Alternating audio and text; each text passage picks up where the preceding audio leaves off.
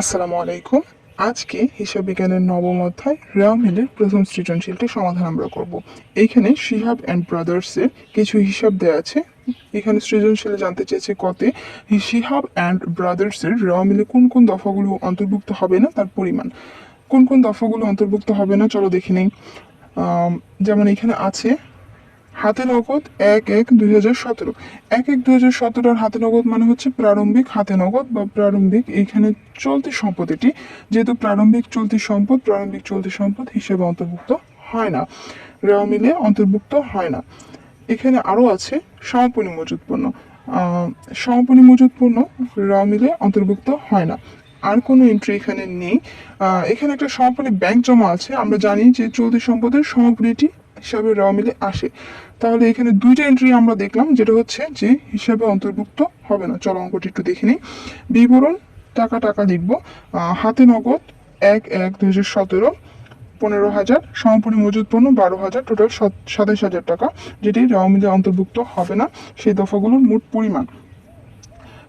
ক্ষতে জানতে চেয়েছে উপযুক্ত খতিয়ান উদ্ধৃত ধারা শিহাব অ্যান্ড ব্রাদার্সের একটি রেওয়া মিল প্রস্তুত করো। রেওয়া মিল করার জন্য প্রথমে আমাদেরকে প্রতিষ্ঠানের নামটি লিখতে হবে, শিহাব অ্যান্ড ব্রাদার্স। তারপরে লিখতে হবে রেওয়া মিল 31 ডিসেম্বর 2017। ক্রমিক নং হিসাবের নাম, খতিয়ান পৃষ্ঠা, ডেবিট টাকা, ক্রেডিট টাকা। ছকটিতে আমরা ক্রমিক নং সিরিয়ালি দিয়ে যাব এবং এখান থেকে এন্ট্রিগুলো আমরা দেখে নিই কোনটা কোন পাশে যাচ্ছে।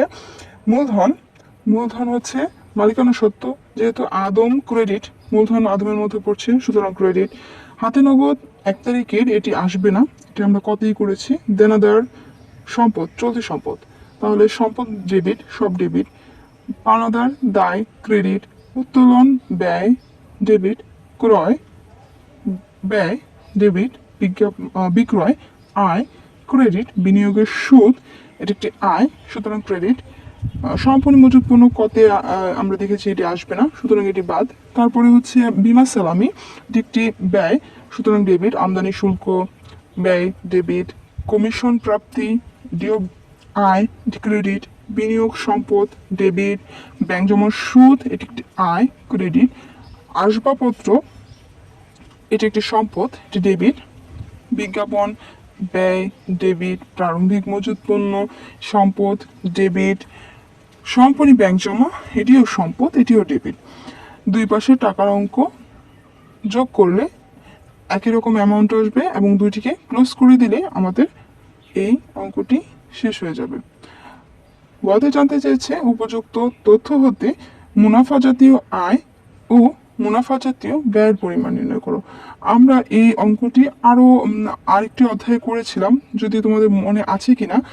তারপরে আবার মনে করে দেওয়ার জন্য আবার এই অধ্যায়ে আমরা একটু আলোচনা করি। মুনাফা জাতীয় আয় এবং প্রাপ্তির মধ্যে আমাদের একটি সমস্যা হয়ে যায়, যেটা হচ্ছে মুনাফা জাতীয় আয় কি এবং মুনাফা জাতীয় প্রাপ্তি কি। মুনাফা জাতীয় প্রাপ্তি হচ্ছে এই বছরে আমরা টোটাল কত টাকা আয়ের উৎস থেকে পেয়েছি, এবং মুনাফা জাতীয় আয় হচ্ছে এই বৎসরের নিখাতভাবে এই বৎসরের জন্য কি কি আয় আমরা করেছি। অগ্রিম যে আয়গুলো পাবো বা বিগত বৎসরের যে আয়গুলো পাবো সেগুলো আমাদের এখানে ইনক্লুডেড হবে না। এখানে মুনাফা জাতীয় আয়ের মধ্যে শুধু এই বৎসরের জন্য আমরা কি কি আয় করেছি সেগুলোই আসবে। আর প্রাপ্তিতে আসে হচ্ছে এই বৎসরে আমরা যে টাকা পেয়েছি, এটা এই বৎসরের হোক, বিগত বৎসরের হোক, অগ্রিম বৎসরের হোক, সেটা আমাদের সমস্যা নেই, কিন্তু আমরা এই বৎসরে কি কি টাকা পেয়েছি সেটা হচ্ছে প্রাপ্তির মধ্যে আসে। যেহেতু এখানে মুনাফা জাতীয় আয় চেয়েছে, তাহলে এখানে কি কি আসবে, তাহলে এখানে বিক্রয় ছিল, বিক্রয় টাকাটা আসবে। বিনিয়োগের সুদ আসবে, কমিশন প্রাপ্তি আসবে, ব্যাংক জমা সুদ আসবে। এবার মুনাফা জাতীয় ব্যয়, মুনাফা জাতীয় ব্যয়টি আমরা একটি নতুন প্যাটার্নে করব।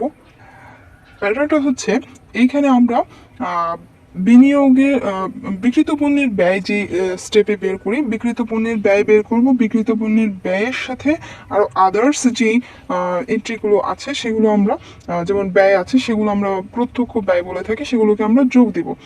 তো এখানে আমরা বিনিয়োগের সুদ কিভাবে বের করতে, বিক্রিত পণ্যের ব্যয় কিভাবে বের করতে হয়। বিক্রিত পণ্যের ব্যয় বের করতে হয় হচ্ছে প্রারম্ভিক মজুত পণ্য সাথে ক্রয় এবং ক্রয়ের সাথে জড়িত লেনদেনগুলো যোগ দিব, বাদ হচ্ছে সমাপনী মজুত পণ্য এবং প্রত্যক্ষ সকল ধরনের ব্যয় এখানে যোগ হবে। যেমন এই অঙ্কটিতে আমরা দেখি, যেমন হচ্ছে প্রারম্ভিক মজুত পণ্য ছিল, তার সাথে ক্রয় ছিল, যোগ দিলাম, সমাপনী মজুত পণ্য বাদ দেওয়া হয়েছে, এবং আদার্স যে খরচগুলো যেগুলো ছিল, প্রত্যক্ষ খরচ বা পরোক্ষ খরচ যেগুলোকে বলে থাকি, যেমন বিমা সালামি, আমদানি শুল্ক, বিজ্ঞাপন, এগুলো আমরা এখানে যোগ দিয়েছি এবং টোটাল যে টাকাটা পেয়েছি সেটা হচ্ছে মুনাফা জাতীয় ব্যয়।